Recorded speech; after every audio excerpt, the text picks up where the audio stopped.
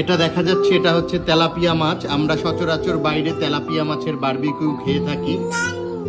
এটা আমার বউ বানিয়েছে, খুব সুন্দরভাবে বানিয়েছে। এটা খেলে মনেই হয় না যে তেলাপিয়া মাছ খাচ্ছি, অন্যরকম একটা স্বাদ।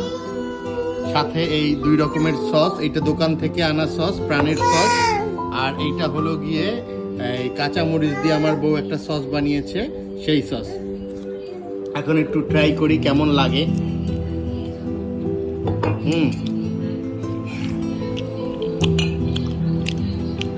মাশাআল্লাহ মাশাআল্লাহ, আলহামদুলিল্লাহ, খুবই স্বাদ হয়েছে। আপনারাও চাইলে ঘরে বসে বানাতে পারেন, এই অত্যন্ত সুস্বাদু খাবার।